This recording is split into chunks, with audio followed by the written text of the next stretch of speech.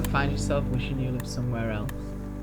Wondering if you lived anywhere but your town, it would validate you as a street photographer? I mean, how can you be a genuine street photographer if you live anywhere else but New York, London or Paris? How am I ever going to get good shots in my town? It's boring.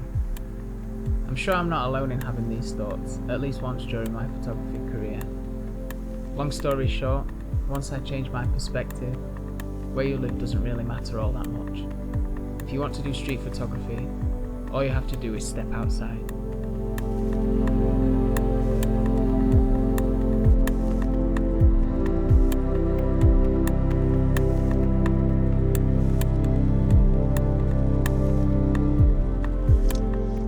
So it's way colder this morning than I anticipated, but yeah, the weather's nice. So yeah, let's go take some pictures and see what we can get.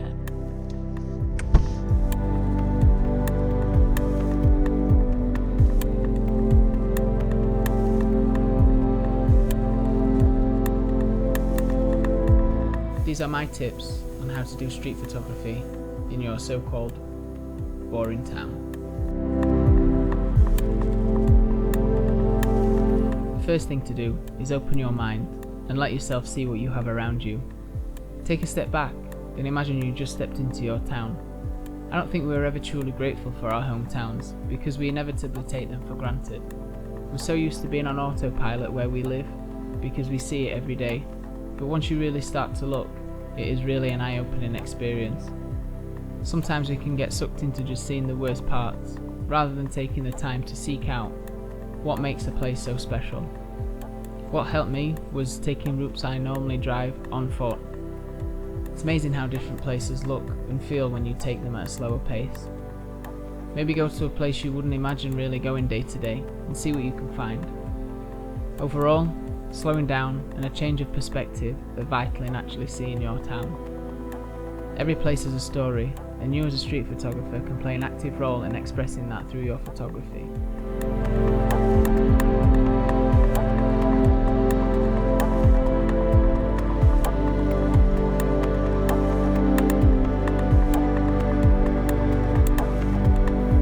Another thing I like to do that really helps me is having a predetermined subject to look out for.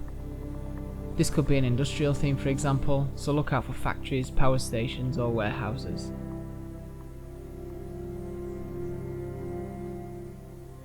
You could have a certain colour to look for, which might pop up in signage, vehicles, people's clothes, or just random street furniture within the environment. Another way would be to go at a completely different time of day than you're used to. For me, that's night time. Some of these examples might be more apparent when you're actually out.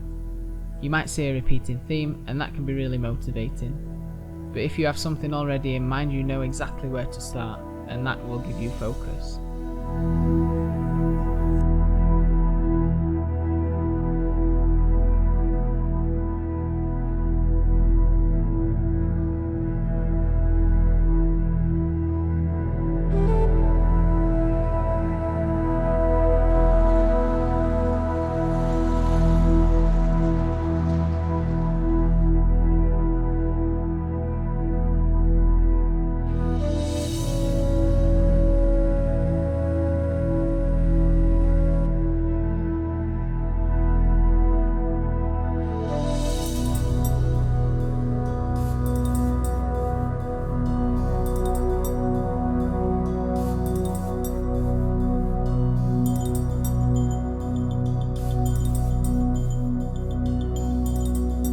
Pick one area to work with.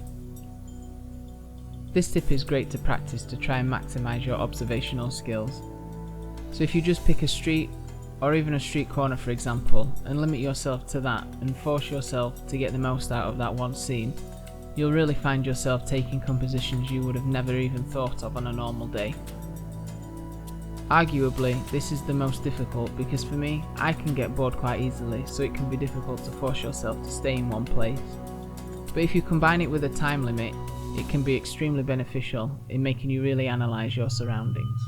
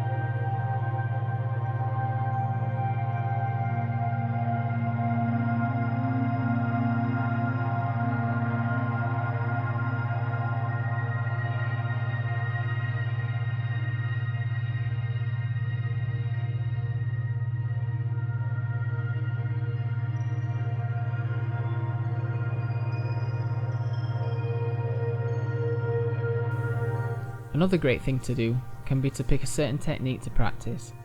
Recently, I tried using a long shutter speed to create some interesting and intentional motion blur.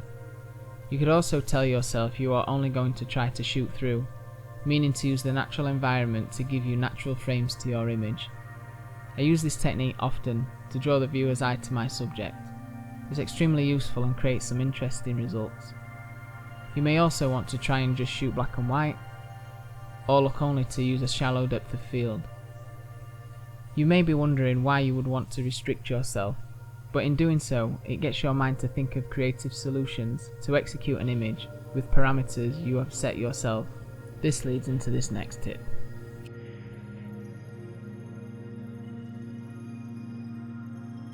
A time limit. This is a great tip I use all the time. I may tell myself I have 30 minutes or an hour to try and get as many images as I can, and combined with picking a technique, this really gets your mind working. You'll notice once you start, it's like a snowball effect.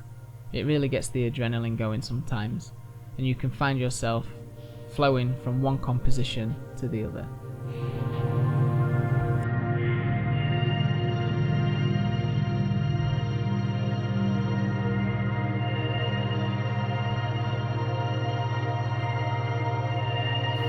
These were just a few tips that I use all the time.